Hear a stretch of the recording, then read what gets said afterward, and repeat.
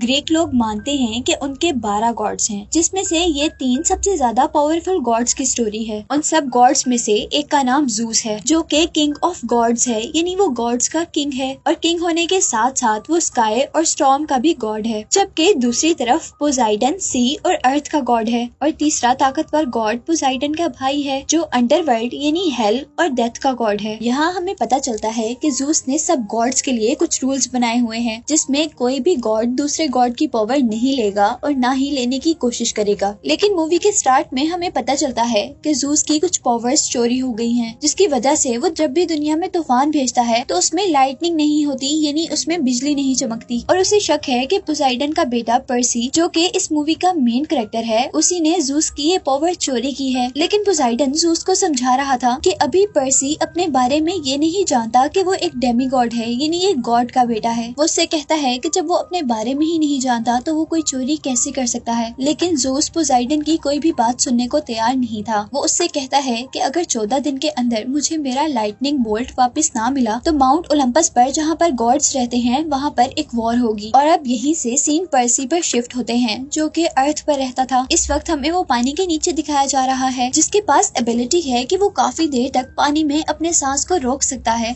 और साथ ही हमें ये भी पता चलता है कि पर्सी किसी बीमारी की वजह से इंग्लिश नहीं पढ़ सकता। अब हम पर्सी को एक ग्रीक म्यूजियम में देखते हैं, जहां उसे स्कूल की तरफ से लाया गया था और वो ग्रीक ना जानने के बावजूद भी अपने प्रोफेसर के कहने पर बहुत आसानी से वहां पर ग्रीक पढ़ लेता है। और ये देखकर पर्सी की दूसरी टीचर काफी हैरान हुई थी और वो उसे अपने पीछे पीछे आने को कहती हैं, जहां पर वो उसे खाली रूम में ले आई थी। वहां जाने पर पर्सी बहुत ज्यादा हैरान था ये देखकर कि उसकी टीचर एक ऊंची जगह पर खड़ी हुई थी और अचानक वो एक अजीब क्रिएचर में चेंज होते हुए पर्सी पर अटैक कर देती हैं। वो पर्सी को मारते हुए उससे पूछ रही थी कि बताओ बोल्ट कहाँ है, जबकि पर्सी उस बारे में कुछ भी नहीं जानता था। और हमें पता चलता है कि इस क्रिएचर को जूस ने भेजा है, जिसका लाइटनिंग बोल्ट चोरी हो गया है। और अब जब वो क्रिएचर पर्सी को मार रही थी तो यहाँ पर पर्सी का फ्रेंड आता है, जो कि गॉड्स की तरफ से पर्सी का गार्ड था। पर्सी के उस गार्ड के साथ यहाँ पर प्रोफेसर भी आए थे और वो उससे पूछते हैं कि ये क्रिएचर तुम्हें क्या कह रही थी। और पर्सी उनको बताता है कि वो किसी बोल्ट के बारे में पूछ रही थी। और यहाँ प्रोफेसर जान गए थे कि अब पर्सी की सच्चाई लोगों के सामने आ गई है कि असल में वो डेमी गॉड है, यानी वो एक गॉड का बेटा है। प्रोफेसर पर्सी के गार्ड से कहता है कि तुम पर्सी और पर्सी की मॉम को लेकर उस आइलैंड चले जाओ जो डेमी गॉड्स के लिए है। और अब वो गार्ड ऐसा ही करता है और रास्ते में हम देखते हैं कि पर्सी की मॉम कार ड्राइव कर रही थी, जबकि उनकी कार के सामने एक क्रिएचर आने की वजह से उनकी कार आउट ऑफ कंट्रोल हो गई थी। उनकी कार का एक्सीडेंट हो जाता है और उनकी कार उलट जाती है, जिसमें से अब उनका बाहर निकलना मुश्किल हो रहा था। और तब पर्सी का गार्ड अपनी निचली बॉडी को एक एनिमल की बॉडी में चेंज करते हुए अपने फुट से कार की विंडोज तोड़कर वो लोग बाहर निकलते हैं। और अब वो लोग भागकर उस कैंप में आ जाते हैं, जो कि डेमी गॉड्स के लिए बनाया गया था। वहाँ आने पर पर्सी और उसका गार्ड तो इसीलिए उसके अंदर चले गए थे, लेकिन पर्सी की मॉम, जो कि एक इंसान थी, उनको उस कैंप के बाहर एक इनविजिबल शील्ड ने आने से रोक दिया था। पर्सी की मॉम उसके अंदर तो नहीं आ सकी थी, लेकिन बाहर से एक मॉन्स्टर ने उनको पकड़ लिया था। और अब अपनी मॉम को बचाने के लिए पर्सी और उसका गार्ड लड़ने का डिसाइड करते हैं। और अब पर्सी अपने प्रोफेसर का दिया हुआ एक पेन निकालता है, जिसको क्लिक करने पर वो स्वॉर्ड में चेंज हो गया था। लेकिन उसी दौरान उस मॉन्स्टर ने पर्सी की मॉम को जलाकर राख कर दिया था, जिसे देखकर पर्सी को बहुत ज्यादा गुस्सा आता है और वो अपनी तलवार से उस पर वार करता है। लेकिन वो मॉन्स्टर बहुत बड़ा था और वो एक ही वार में पर्सी को दूर फेंक देता है और खुद दोबारा उस पर अटैक करने के लिए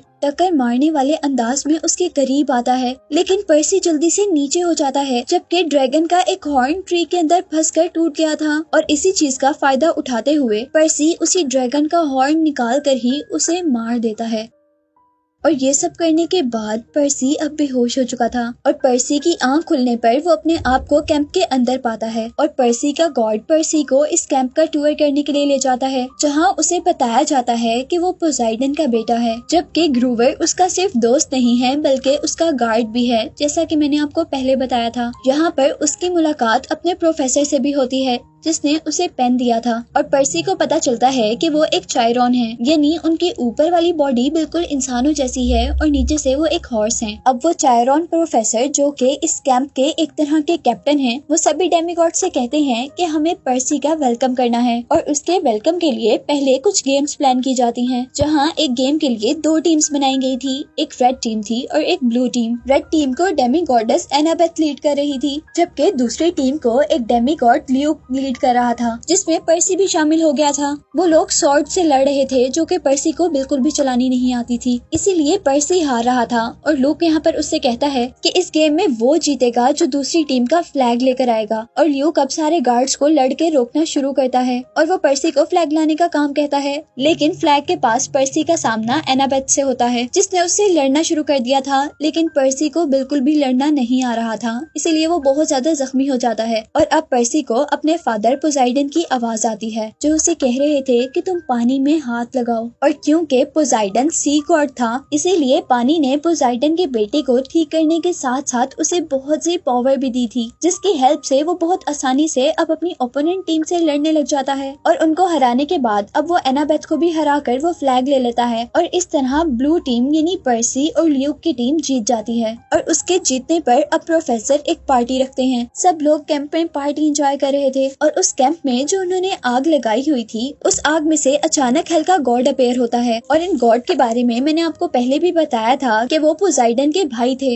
यानी वो पर्सी के अंकल थे। और वो उसे कह रहे थे कि तुम्हारी मॉम अभी भी जिंदा है और हमारे पास है, जैसे ही तुम बोल्ट वापस कर दोगे तो हम तुम्हारी मॉम को सही सलामत वापस कर देंगे। ये कहते ही वो गॉड तो गायब हो जाते हैं और पर्सी जल्दी से प्रोफेसर के पास जाता है और उसे कहता है कि मुझे अपनी मॉम को बचाना है। और प्रोफेसर उसे कहते हैं कि हाँ, ये हम काम कर सकते हैं, लेकिन इस काम के लिए हमें गॉड ज़ूस के पास जाकर उन्हें इस बात का यकीन दिलाना होगा कि तुमने कुछ भी चोरी नहीं किया और वो लाइट बोल्ट भी तुम्हारे पास नहीं है। कुछ देर के लिए तो वो प्रोफेसर की बात पर हाँ कर देता है, क्योंकि उसे लग रहा था कि अगर वो प्रोफेसर के साथ कुछ और कहेगा तो वो उनकी बात नहीं मानेंगे। और फिर रात होने पर वो अकेला अपनी मॉम को बचाने के लिए निकल रहा था कि तभी पर्सी का गार्ड, जिसका नाम ग्रूवर है, वो उसके पीछे आता है। पर्सी उसे मना करता है कि तुम मेरे पीछे नहीं आओ, मैं अकेला ही जाऊंगा। पर ग्रूवर उसे कहता है कि पोसाइडन गॉड ने मुझे तुम्हारा गार्ड रखा है और तुम मेरे बगैर कहीं पर भी नहीं जा सकते। इतने में ही यहाँ पर अब एनाबेथ आ जाती है, जो कि पर्सी को कह रही थी कि मैं एक बहुत अच्छी फाइटर हूँ, मैं तुम्हारे बहुत काम आ सकती हूँ। और अब पर्सी उन दोनों को बताता है कि हमें अंडरवर्ल्ड यानी हेल जाना है, इस मूवी में दिखाया जाने वाले थर्ड गॉड के पास। लेकिन उन्हें ये नहीं पता था कि वो अंडरवर्ल्ड कैसे जाएंगे। और एनाबेथ उन्हें कहती है कि हमारी हेल्प ल्यूक कर सकता है। और ल्यूक के पास जाने पर ल्यूक वाकई ही उनकी हेल्प करता है और उन्हें अंडरवर्ल्ड का मैप देता है। ल्यूक उन्हें सिर्फ मैप ही नहीं देता, बल्कि उसने पर्सी को एक खास शूज दिए थे जो कि उड़ने की एबिलिटी रखते थे। और उसी के साथ ल्यूक उसे एक शील्ड भी देता है। ये शील्ड ल्यूक ने उसे क्यों दी थी, ये बात हमें आगे पता चलेगी। अब ल्यूक उन्हें ये भी बताता है कि इस मैप की हेल्प से तुम लोग उस अंडरवर्ल्ड के अंदर तो जा सकते हो, लेकिन बाहर आने के लिए तुम्हें एक खास स्टोन की जरूरत होगी, यानी जिसको भी अंडरवर्ल्ड से बाहर आना होगा उनको वो स्टोन चाहिए होगा। अब तुम लोग 3 हो तो तुम लोगों को 3 स्टोन चाहिए होंगे। और उनके पूछने पर वो बताता है कि ये मैप तुम्हें स्टोन का रास्ता भी बताएगा। और हम देखते हैं कि वो लोग मैप की हेल्प से पहला स्टोन लेने के लिए एक घर के अंदर आते हैं। उस घर के अंदर जाने पर उन लोगों को वहाँ पर बहुत से स्टेचूज दिखे थे और साथ ही एनाबेथ को वहाँ पर बहुत से कॉइन्स भी मिलते हैं,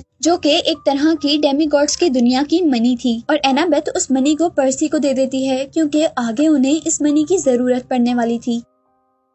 और उसी दौरान अब एनाबेथ को एक औरत मिलती है जो उसे बहुत रोते हुए बता रही थी कि उसके हस्बैंड को किसी ने स्टैचू बना दिया है। और यहीं दूसरी तरफ हम देखते हैं कि ग्रूवर जैसे ही स्टैचूज को देख रहा था तो उसे ये बात समझ आई थी कि ये स्टैचू असल में इंसान हैं और वो एक स्नेक के सर वाली लड़की के असर के अंदर हैं, जो कि किसी की भी आंखों में देखकर उसे स्टैचू बना देती है। और अब हम देखते हैं कि ग्रूवर ये सारी बात पर्सी को बताता है, जबकि दूसरी तरफ वो लेडी एनाबेथ के पास आ गई थी और वो उसे बता रही थी कि मुझ पर ये चीज कर्स है और ये कर्स मुझे तुम्हारी मॉम ने ही दिया है, जो कि एक गॉड है। वो औरत एनाबेथ को भी स्टैचू बनाना चाह रही थी, लेकिन एनाबेथ आंखें ही नहीं खोलती, जबकि उसके पास खड़ी हुई औरत के आंखों में देखने पर वो उसे स्टैचू बना देती है। और अब यहाँ पर हम पर्सी को देखते हैं, जिसने उस स्नेक लेडी को डिस्ट्रैक्ट कर लिया था और उसका ध्यान एनाबेथ से हट गया था। और अब वो लेडी पर्सी को ही पकड़ लेती है, जिसकी हेल्प करने के लिए अब वर और एनाबेथ दोनों वहाँ पर कार लेकर आते हैं और उन्हें कार से हिट करते हैं और मौका मिलते ही पर्सी अपनी पेन को स्वॉर्ड में चेंज करते हुए उस स्नेक लेडी को मार देता है और उसका सर काट कर अपने पास रख लेता है। और हम देखते हैं कि उसको मारते ही अब पहला स्टोन उन्हें उस लेडी के हाथ पर मिला था, जिसको लेने के बाद अब वो लोग दूसरे स्टोन की तरफ बढ़ रहे थे जो कि एक म्यूजियम में था। म्यूजियम में जाने पर वो लोग देखते हैं कि वो स्टोन एनाबेथ की मॉम के स्टैचू के अंदर है और उस म्यूजियम में उस स्टैचू के पास बहुत ज्यादा सिक्योरिटी है, इसीलिए अब वो डिसाइड करते हैं कि वो रात को आकर यहाँ से स्टोन ले लेंगे। और वो लोग ऐसा ही करते हैं। रात में वो लोग यहाँ पर आते हैं और एनाबेथ अपनी फाइटिंग पावर का यूज करते हुए वहाँ पर सारे गार्ड्स को बेहोश कर देती है, जबकि पर्सी ल्यूक के दिए हुए मैजिकल स्नीकर्स पहनकर उस स्टैचू के ऊपर चढ़ता है और दूसरा स्टोन भी ले लेता है। लेकिन उसके स्टोन लेते ही यहाँ पर 5 आदमी आए थे जो आपस में मिलकर उनके सामने ही एक वाटर क्रिएचर हाइड्रा के अंदर चेंज हो गए थे, जिस क्रिएचर के 5 सर थे। जिस तरह वो 5 आदमी थे और जैसे ही वो क्रिएचर पर्सी पर अटैक करती है तो पर्सी के हाथ से वो स्टोन नीचे गिर जाता है और क्योंकि पर्सी साइड पर छुपा हुआ था और स्टोन दूसरी तरफ गिरा था, इसीलिए अब उसे स्टोन को लेने के लिए उन क्रिएचर्स के सामने से गुजरना था। और पर्सी अब उनसे लड़ते हुए आगे बढ़ता है और उस क्रिएचर के 5 सरों में से एक सर काट देता है। लेकिन एनाबेथ उसे कहती है कि ये तुमने बहुत गलत किया, क्योंकि अब उसकी एक सर की जगह 2 और नए सर निकल आएंगे। और वाकई ही ऐसा हो भी गया था और साथ ही पर्सी को अपना स्टोन भी मिल गया था जिसे वो उठा लेता है। और अब वो तीनों उस क्रिएचर के मुंह से निकलने वाली आग से बचते हुए गेट तक तो पहुंच गए थे, लेकिन उन क्रिएचर्स ने अपनी पावर से उस गेट को खुलने नहीं दिया था, जिस पर अब पर्सी का गार्ड ग्रूवर बहुत ही होशियारी से उस स्नेक वाली लेडी का सर जो उन्होंने काट कर अपने पास रख लिया था वो उन क्रिएचर्स के आगे कर देता है, जिससे वो सब लोग स्टैचू बन जाते हैं और वो लोग आराम से वहाँ से बाहर आ जाते हैं। अब उनके पास 2 स्टोन हो चुके थे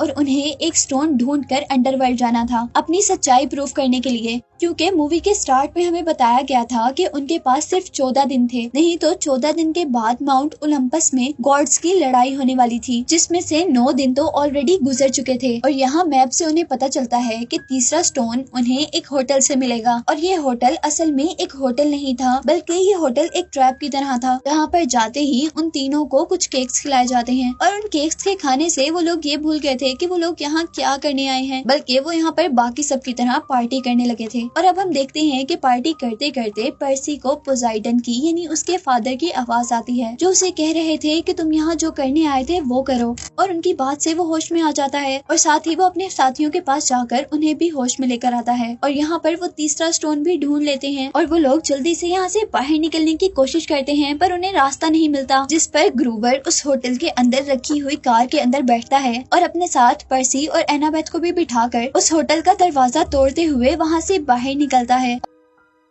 और बाहर आने पर उन्हें पता चला था कि उन्होंने अपने बचे हुए दिन भी वेस्ट कर दिए थे और अब उनके पास सिर्फ 12 घंटे थे पर्सी की मॉम को बचाने के लिए। और अब वो मैप की हेल्प से अंडरवर्ल्ड का रास्ता ढूंढते हुए एक केव तक पहुंचते हैं। उस केव के बाहर कुछ लिखा हुआ था जो कि डिकोड करने पर ग्रीक लैंग्वेज थी और पर्सी ने डेमीगॉड होने की वजह से वो पढ़ ली थी, जिसके बाद वहाँ मड में से एक केव का दरवाजा खुला था और वो उसके अंदर चले गए थे, जहाँ हेल के दरवाजे पर उन्हें एक आदमी मिलता है जो उन्हें बता रहा था कि हेल के अंदर तुम लोग मरने के बाद ही जा सकते हो। और इस पर पर्सी उसे वो पैसे देता है जो एनाबेथ ने पहले घर से उठाकर पर्सी को दिए थे, जिन पैसों को लेने पर वो आदमी एक हवाई बोट में उन सबको बिठाकर अंडरवर्ल्ड के गॉड अंडरवर्ल्ड यानी हेल के गॉड के पास पहुंचा देता है। अब उस गॉड के घर के अंदर आने पर वहाँ डॉग जैसी अजीब क्रिएचर उनको घेर लेती हैं, जो उन्हें और अंदर आने से रोक रही थी कि तभी उस गॉड की वाइफ यहाँ पर आती है, जो कि खुद भी एक गॉड थी। अंडरवर्ल्ड के गॉड के पास पहुँचने पर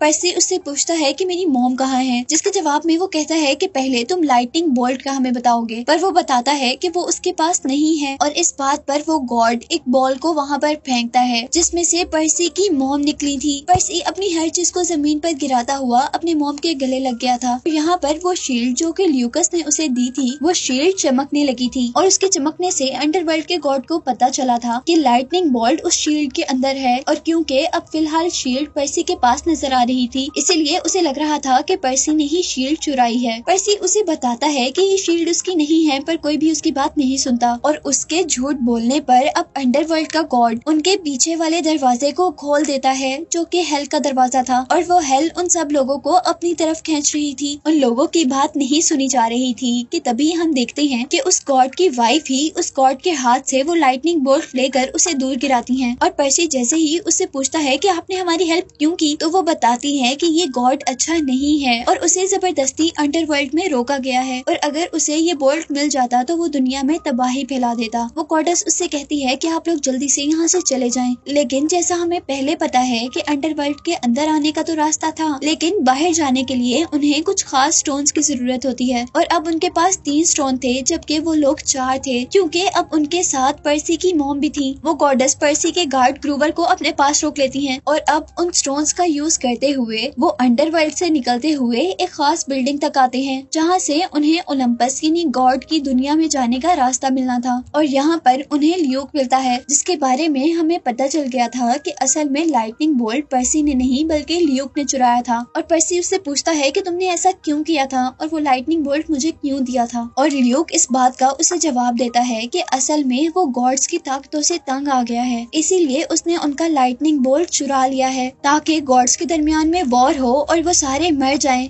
जिसके बाद डेमी गॉड्स पावर में आएंगे। यहाँ पर हम देखते हैं कि ल्यूक ने उसके हाथ से बोल्ट भी ले लिया था, पर पर्सी हाथ मारने वाला नहीं था। वो उससे लड़ता है बोल्ट लेने के लिए, लेकिन अभी तक वो कामयाब नहीं हुआ था। इसीलिए पर्सी अपनी पावर्स का यूज करता है और वहाँ पर मौजूद बहुत से टैंक्स में से पानी खींचते हुए वो उस पानी से ल्यूक पर अटैक कर देता है, जिसकी वजह से वो वहाँ करीब एक नहर में गिर गया था। जबकि पर्सी ने अब वो लाइटनिंग बोल्ट उठा ली थी। जितने में हमने देखा था कि पर्सी ने वो लाइटनिंग बोल्ट उससे हासिल किया था, उतने में एनाबेथ ने वो दरवाजा भी खोल लिया था जहाँ से उन्हें ओलंपस जाना था। और ओलंपस में जाते ही वो लोग देखते हैं कि सारे गॉड्स लड़ने के लिए तैयार हैं, और यहाँ पर्सी टाइम पर पहुंचकर ज़ूस को उसका लाइटनिंग बोल्ट वापस कर देता है और उसे बताता है कि असल में ये बोल्ट उसने नहीं बल्कि ल्यूक ने चोरी किया था। और वो ल्यूक का सारा मकसद भी बता देता है कि वो गॉड्स को मारकर डेमी गॉड्स को पावर में लाना चाहता है। यहाँ ज़ूस पर्सी से बहुत खुश हो गया था और उनके दरमियान में लड़ाई खत्म हो गई थी। और जैसे ही पोसाइडन अब उससे मिलने के लिए आया था, तो यहाँ हम देखते हैं कि पर्सी अपने फादर से नाराज है, क्योंकि उसके फादर कभी भी उसके साथ नहीं रहे थे। और यहाँ पोसाइडन उससे अकेले में मिलता है और उसे बताता है कि हम गॉड्स के भी कुछ रूल्स हैं, जिसके अकॉर्डिंग हम अपने बच्चों के साथ नहीं रह सकते, पर तुम हमेशा मेरे साथ मेरे दिल में रहते हो। ये बात सुनकर पर्सी भी अपने डैड की बात मान लेता है। और नेक्स्ट सीन में अब हम पर्सी को उसकी मॉम के साथ देखते हैं, जो कि उन्हें डेमी गॉड के कैंप में छोड़ने आई थी। अंदर जाने पर हम पर्सी के साथ उसके गार्ड को भी देखते हैं, जिसका नाम ग्रूवर था, जिसे उसने ज़ूस से कहकर वहाँ से छुड़वाया था। और यहीं पर हम देखते हैं कि पर्सी और एनाबेथ पीसफुली अपने कैंप्स में हैं। और यहाँ एनाबेथ पर्सी को ट्रेनिंग दे रही थी, जिसके साथ इस मूवी के फर्स्ट पार्ट की एक्सप्लेनेशन तो कम्प्लीट हो गई है। और अब मैं आपको इस मूवी का सेकेंड पार्ट एक्सप्लेन करने वाली हूँ। और इस पार्ट के स्टार्ट में हमें मेन कैरेक्टर यानी पर्सी, एनाबेथ और ग्रूवर का बचपन दिखाया जा रहा है, जहां उनके साथ एक और बच्ची भी है। और हमें पता चला था कि वो गॉड ज़ूस की बेटी थी। वो सब लोग मिलकर अपने कैंप की तरफ भाग रहे थे, क्योंकि उनके पीछे ऐसी क्रिएचर्स लगी हुई थी जो कि डेमी गॉड्स को खाती थी। और यहाँ अब ज़ूस की बेटी को उन क्रिएचर्स पर गुस्सा आ जाता है। वो अपने फ्रेंड्स की जान बचाने के लिए खुद लड़ने का डिसाइड करती है और अपने फ्रेंड्स को कैंप के अंदर जाने का कहती है। और उनसे लड़ते लड़ते आखिर उन क्रिएचर्स ने ज़ूस की बेटी को मार दिया था। और ज़ूस को अपनी बेटी का सेक्रीफाइस बहुत पसंद आया था, और ज़ूस अपनी बेटी के इस खूबसूरत से सेक्रीफाइस को राइगा जाने नहीं दे सकता था। इसलिए वो अपनी बेटी को एक ट्री में चेंज कर देता है, जो ट्री उनके पूरे कैंप पर शील्ड बनाती है, जिस ट्री की वजह से कभी भी साइक्लॉप्स उनके कैंप्स के अंदर नहीं आ सकते थे। और इसी के साथ सीन कट हो जाता है और मूवी में काफी साल गुजर जाते हैं, जहाँ पर सब लोग बड़े हो गए हैं और वो लोग यहाँ पर कुछ गेम्स खेल रहे हैं। और अब यहाँ पर हमें मूवी में एक और कैरेक्टर को दिखाया जाता है, जिसका नाम क्लैरा है। और क्लैरा वॉर गॉड की बेटी है, जो कि इस वक्त पर्सी के साथ गेम खेल रही थी। और क्योंकि वो वॉर गॉड की बेटी थी, इसीलिए उसके अंदर बहुत ज्यादा पावर्स थी, जिन पावर्स का यूज करते हुए उसने पर्सी को हरा दिया था। और नेक्स्ट सीन में हम देखते हैं कि पर्सी को प्रोफेसर ने बुलाया था, जो कि एक चायरॉन थे, यानी ऊपर से तो पूरे इंसान थे और पीछे से एक हॉर्स की तरह यहाँ थे, जैसा मैंने आपको इस एक्सप्लेनेशन के स्टार्ट में बताया था। और उनके पास जाने पर पर्सी को पता चलता है कि उस दुनिया में वो अकेला नहीं है, बल्कि पोसाइडन का एक और भी बेटा है, यानी उसका एक और भाई भी है, जो कि एक साइक्लोप है जिसकी एक आंख होती है। उस साइक्लोप का नाम टाइसन था और पर्सी टाइसन को देखकर बहुत ज्यादा खुश था। टाइसन के पास ऐसी पावर्स थी कि वो दूर से आने वाली चीजों को फील कर लेता था, जिस तरह अब खाना खाते हुए उसे फील हो रहा था कि उनके कैंप के अंदर एक रोबोटिक बुल आ रहा है। और कुछ ही सेकंड में हम देखते हैं कि वाकई एक बुल उनकी तरफ आ रहा था, जो कि उनकी कैंप की शील्ड को तोड़ते हुए उनके कैंप के अंदर आ गया था, जहां वो सब पर अटैक कर रहा था। लेकिन क्लेरा, जो बहुत ज्यादा पावरफुल थी, अब वो उससे लड़ने के लिए आगे बढ़ी थी, लेकिन वो बुल उससे भी ज्यादा पावरफुल था और वो अपने मुंह से आग भी निकाल सकता था। इसीलिए वो क्लेरा को अपने ऊपर से पीछे गिराते हुए पर्सी पर अब अपने मुंह से फायर करने वाला था। और तभी पर्सी अपने प्रोफेसर का दिया हुआ पेन, जिसके चलाने में वो एक स्वॉर्ड में चेंज हो जाता है, उसके मुंह में डाल देता है और वो पेन उस बुल के अंदर जाकर स्वॉर्ड में चेंज हो गया था, जिसकी वजह से वो बुल पूरा का पूरा टूट गया था। और अब उसके मरते ही यहाँ पर ल्यूक आता है, जिसे देखकर पर्सी बहुत ज्यादा हैरान था, क्योंकि उसने पहले ल्यूक को मार दिया था। वो उससे पूछता है कि तुम तो मर गए थे। इस बात का तो वो पर्सी को कोई जवाब नहीं देता, लेकिन पर्सी से कहता है कि क्या तुम अभी भी मेरे मकसद में मेरी हेल्प करोगे। यानी वो अभी भी गॉड्स को हराकर डेमी गॉड्स को पावर में लाना चाहता था। वो कहता है कि अब मेरा साथ बहुत से डेमी गॉड्स भी दे रहे हैं, और साथ ही वो उससे पूछता है कि तुम्हें उस बात के बारे में तो पता होगा ना, जिसके बारे में प्रोफेसीज यानी पेशेंट गोई हुई भी है। और ये बात पर्सी को कंफ्यूज कर देती है कि ऐसी कौन सी बात है जो वो नहीं जानता। और ये कहते ही ल्यूकस तो वहाँ से गायब हो गया था। और अब उनके जाते ही यहाँ पर सारे कैंप के लोग आ गए थे। वो लोग उस ट्री के पास खड़े थे, जो ट्री जूस की बेटी की ग्रेव पर बना हुआ था, और जो ट्री उनके कैंप के ऊपर शील्ड बनाया करता था। वहाँ आकर प्रोफेसर को पता चलता है कि ल्यूक ने असल में इस ट्री को जहर दे दिया है, और उस जहर से वो ट्री बहुत ज्यादा कमजोर हो गया था, और उसके कमजोर होने से ऑटोमेटिकली शील्ड भी बहुत ज्यादा कमजोर हो गई थी। यहाँ हम देखते हैं कि प्रोफेसर अब उस ट्री के लिए मेडिसिन बनाने लग गए थे, जबकि पर्सी उससे क्वेश्चन करता है कि ऐसी कौन सी बात है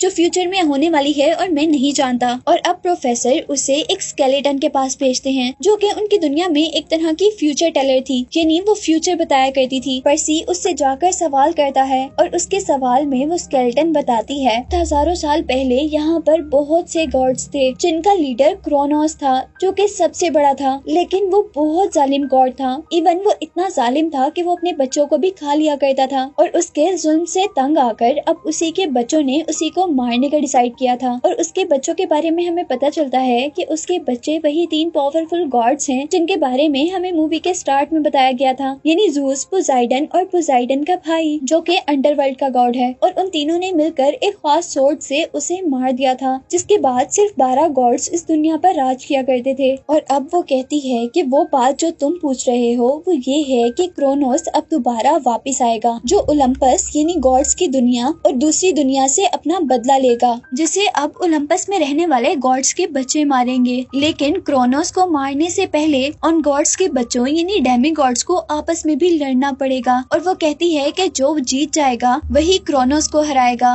और अगर वो डेमी गॉड अच्छा हुआ तो क्रोनोस को हराने के बाद वो इस दुनिया को आबाद कर देगा, लेकिन अगर वो डेमी गॉड बुरा हुआ तो क्रोनोस को हराने के बाद वो इस दुनिया को बर्बाद कर देगा।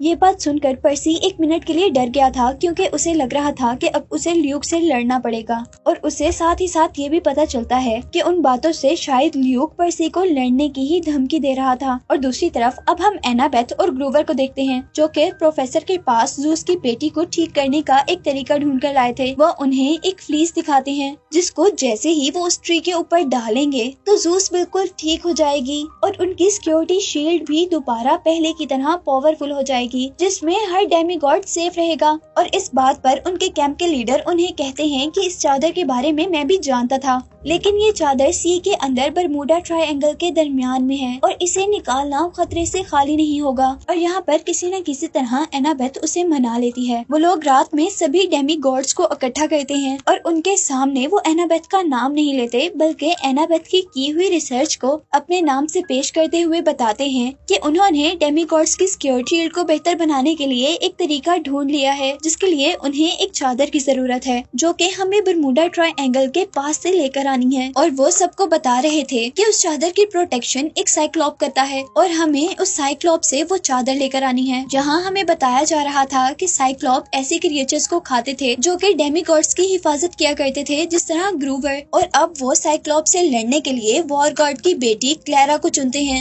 और उसी के साथ ग्रूवर की तरह के एक और आदमी को, जिनको साइक्लोप खाया करते हैं, और वो आदमी एज अ ट्रैप उनके साथ जाएगा। क्लैरा का नाम सुनकर एनाबेथ का चेहरा 1 मिनट के लिए उतर जाता है, लेकिन ग्रूवर यहाँ पर बहुत ज्यादा खुश था कि वो बच गया, क्योंकि वर्स्ट कंडीशन में ऐसा भी हो सकता था कि साइक्लोप उसे ही खा लेता। और अब असल में उनके ट्राइब की तरफ से तो क्लैरा और दूसरे आदमी को वो चादर लेने के लिए भेजा जा रहा था। लेकिन यहाँ पर हम पर्सी और एनाबेथ को भी देखते हैं, जो कि ग्रूवर को अपने साथ चलने पर मना रहे थे। वो उन्हें बता रहे थे कि उनका उस चादर को लाना कितना जरूरी था, और आखिर ग्रूवर भी मान जाता है और वो लोग आगे बढ़ते हैं। जहाँ हम देखते हैं कि अब टाइसन, जो कि पर्सी का भाई है, वो भी उनके साथ मिलने के लिए आ गया था, पर एनाबेथ उसे साथ लेकर जाने के लिए तैयार नहीं थी, क्योंकि पर्सी का भाई एक साइक्लोप था जिन्होंने उसकी फ्रेंड को मारा था। लेकिन फिर वो सोचती है क्योंकि पर्सी का भाई यानी टाइसन भी एक साइक्लोप है और हमें जिससे वो चादर लेनी है वो भी एक साइक्लोप है, तो जरूर टाइसन हमारे काम आ सकता है। इसीलिए वो मान जाती है और कुछ देर के लिए उस पर अपना मैजिकल स्प्रे करते हुए उसे 2 आंखें दे देती है। और वो लोग अब अपने कैंप से बाहर निकलने के लिए एक टैक्सी बुलाते हैं। ये टैक्सी जादुई दुनिया की टैक्सी थी जिन्हें 3 बहनें चलाया करती थी। कार में बैठने पर अब वो लोग काफी खुश थे, लेकिन डर उन्हें वहाँ पर लगता है जब उनको पता चलता है कि उन तीनों बहनों के पास 2 आंखें ही नहीं है, बल्कि सिर्फ एक आंख है जिसको एक वक्त में सिर्फ एक ही बहन लगाकर देख सकती है। जिस बात से वो काफी ज्यादा डर गए थे और अब कुछ करते हुए हम देखते हैं कि उनकी वो आंख आकर पर्सी के हाथ पर गिर जाती है। वो बहनें उन चारों को लेकर वॉशिंगटन तक आ गई थी, लेकिन उन्हें यहाँ आकर पता चला था कि उन चारों के पास अब ज्यादा पैसे नहीं हैं, इसीलिए वो वहीं पर उन्हें छोड़ देती हैं। और इसके बाद अब उन लोगों को पैदल ही सफर करना था, जहाँ पर हम देखते हैं कि ल्यूक और उसके साथी डेमीगॉड्स उन सब पर अटैक कर देते हैं। और यहाँ उन सबको डिस्ट्रैक्ट करते हुए ल्यूक के आदमी ग्रूवर को अपने साथ ले गए थे, क्योंकि ल्यूक उस साइक्लोप को,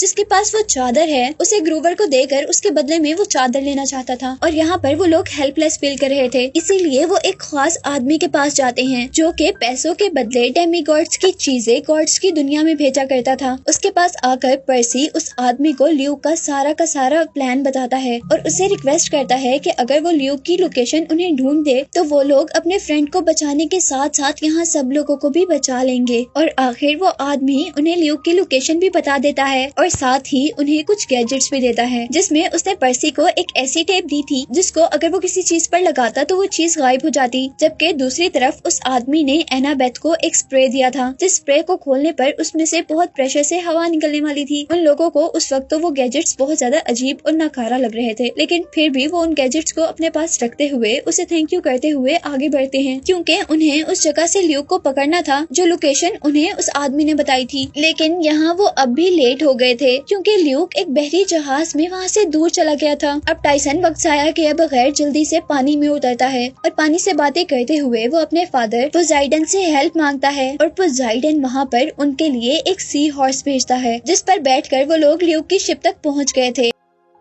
और उनके बोट पर आने पर अब ल्यूक की एक रखी हुई क्रिएचर वेयरवुल्फ को उनके आने का पता चल गया था और यहाँ वो उन पर अटैक करने के लिए उनके पीछे पड़ गया था, जिससे बचते बचाते वो लोग भागते हुए गलत जगह पर आ गए थे, क्योंकि अब उनके सामने वहाँ ल्यूक था। और यहाँ पर अब पर्सी ल्यूक से ग्रूवर के बारे में क्वेश्चन करता है, जिस पर ल्यूक उसे कहता है कि उसे तो जहाँ होना चाहिए था वो तो वहीं पर है, यानी ल्यूक ने उसे उस साइक्लोप के हवाले कर दिया था। और उसके बाद वो कहता है कि अब तो मेरे साथी साइक्लोप से ग्रूवर के बदले में वो चादर लाने ही वाले होंगे। और अब ल्यूक उन्हें एक कॉफिन दिखाता है जिसके अंदर सबसे बड़े गॉड क्रोनस के टुकड़े थे और उसे ल्यूक उस चादर के बदले जिंदा करने वाला था। और ये बताने के बाद ल्यूक अब अपने साथियों को ऑर्डर देता है कि इन सब को जेल में बंद कर दिया जाए, जहाँ पर बैठे हुए उन तीनों के दिमाग में और कोई ख्याल नहीं था, सिर्फ ये था कि वो बाहर कैसे निकलेंगे। और यहाँ पर पर्सी को उस आदमी का दिया हुआ गैजेट याद आता है जो उसे नकारा लग रहा था। उसको याद आता है कि उस टेप के लगाने से हर चीज गायब हो जाएगी और वो सोचता है कि अगर वो इस जेल पर टेप लगा दे तो ये सलाखें भी गायब हो जाएंगी। और तभी वो नोटिस करता है कि उनका बैग तो जेल के बाहर है लेकिन कम से कम उनकी आंखों के सामने था। और मसला अब ये था कि वो उस बैग को अपने करीब कैसे लाएंगे, जिस पर पर्सी को एक आइडिया आता है और वो अपनी पावर्स का यूज करते हुए बाहर समुद्र में एक तूफान ले आता है। उस तूफान की वजह से शिप हिलने लगती है और जैसे ही पर्सी का बैग गिरकर उनके करीब पहुंचता है तो बहुत तेजी से एनाबेथ उस बैग को पकड़ लेती है और वो लोग दरवाजे पर टेप लगाते हुए दरवाजे को गायब करके वहाँ से बाहर निकलते हैं। और उन लोग का प्लान था कि वो लोग यहाँ से एक छोटी बोट की हेल्प से अपनी डेस्टिनी तक पहुँचेंगे, पर यहाँ पर लूक के आदमी उसे दोबारा देख लेते हैं और पर्सी अब एक स्कीम बनाता है। वो एनाबेथ और टाइसन को उतरकर वहाँ से छोटी बोट में जाने को कहता है, जब वे खुद वो ल्यूक के लोगों से लड़ने लगा था। और साथ ही उसने एनाबेथ और टाइसन की बोट के आगे पानी की दीवार बनाते हुए उनको ल्यूक के लोगों से प्रोटेक्ट भी किया हुआ था। और यहीं पर हम देखते हैं कि एनाबेथ भी वो स्प्रे निकालती है जो उसे उस आदमी ने दिया था। उस स्प्रे की हेल्प से वो अपने करीब हवा का प्रेशर तेज कर लेती है, जिससे उनकी छोटी बोट भी तेजी से आगे मूव हो रही थी। पर्सी जैसे ही देखता है कि वो लोग आगे मूव कर गए हैं तो वो भी पानी की एक वेव को ऊपर उठाते हुए उनके करीब बढ़ना शुरू कर देता है। पर यहाँ उसी वेव पर जिस पर पर्सी खड़ा हुआ था, ल्यूक भी उसके ऊपर ही खड़ा हो गया था और पर्सी अपने पावर्स का यूज करते हुए उसे पानी की हेल्प से ही दूर फेंक देता है और खुद उस छोटी बोट तक आ जाता है। और अब हम देखते हैं कि आगे जाने पर वो लोग बरमूडा ट्रायंगल के अंदर थे और उन्हें एक गेट से शार्क्स ने घेर लिया था। और कुछ ही देर में उनको रियलाइज हुआ था कि असल में ये शार्क्स नहीं है बल्कि ये तो एक बहुत बड़ा मॉन्स्टर है। और ये जो बरमूडा ट्रायंगल है ये उस मॉन्स्टर का पेट है, जिसके अंदर जाने पर हम क्लैरी को भी देखते हैं जो उनसे पहले वो चादर लेने के लिए यहाँ पर आई थी, पर वो भी इस बरमूडा ट्रायंगल के अंदर अपनी पूरी की पूरी शिप के साथ फंस गई थी। पर्सी अब जैसे ही उसकी शिप को देखता है तो उसे पता चलता है कि उसकी शिप एक वॉर शिप है और वो उसे कहता है कि हम इस शिप के फंक्शंस को यूज करते हुए इस क्रिएचर के पेट को फाड़ देंगे और फिर यहाँ से बाहर निकल जाएंगे।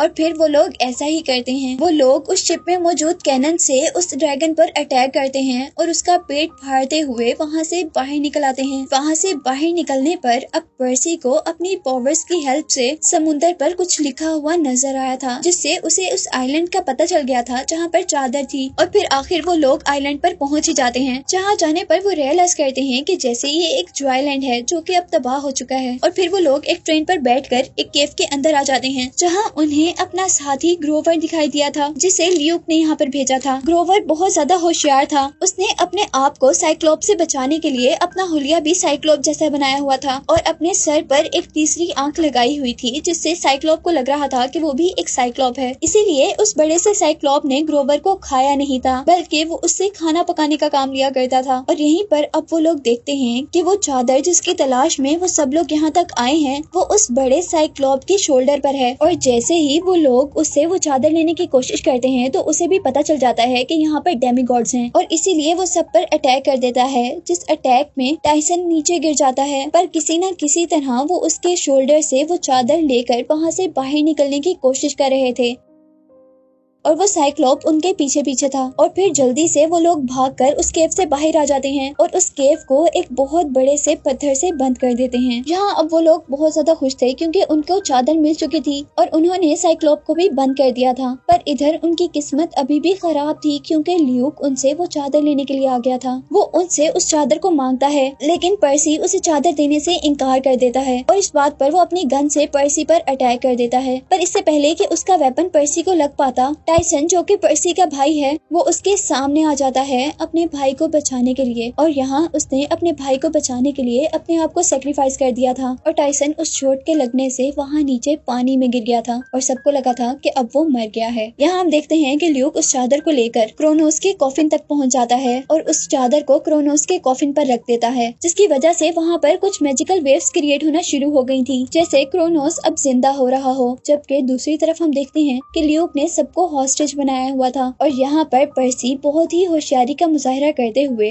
अपने पेन को दबाता है और उसकी शॉर्ट खुलकर ग्रोवर का हाथ छुड़वा लेते हैं और फिर इस तरह वो सब लोग एक दूसरे को छुड़वा लेते हैं। जिसके बाद वो लोग ल्यूक और उसके साथी से लड़ने के लिए आगे बढ़े थे और अब जैसे ही ल्यूक पर्सी को मारने वाला था तो यहाँ पर एंट्री होती है टाइसन की, जिसे हमने पिछले सीन में देखा था कि वो तो मर गया, लेकिन ऐसा नहीं हुआ था क्योंकि तीर लगने के बाद वो पानी में गिर गया था और क्योंकि वो वाटर गॉड पोसाइडन का बेटा था, इसीलिए पानी ने उसे हील करने के साथ साथ उसे बहुत सी पावर्स भी दे दी थी। और यहाँ पर अपने भाई को देखकर पर्सी भी बहुत ज्यादा खुश हुआ था। और यहाँ जब तक वो मिल रहे थे, वहीं दूसरी तरफ हम देखते हैं कि वो बहुत बड़ा सा गॉड क्रोनोस अब बनना शुरू हो गया था और उसकी बॉडी के छोटे छोटे टुकड़े हवा में उड़कर एक साथ मिल रहे थे, जो कि कुछ ही सेकंड में पूरे के पूरे जुड़कर एक बहुत जायंट गॉड बन गया था। और उसके अब जिंदा होते ही ल्यूक उससे कहता है कि मैंने आपको जिंदा किया है। लेकिन यहाँ पर क्रोनोस को इससे कोई फर्क नहीं पड़ता और वो ल्यूक को ही खा जाता है, जो देखकर बाकी सब भी एकदम से डर गए थे।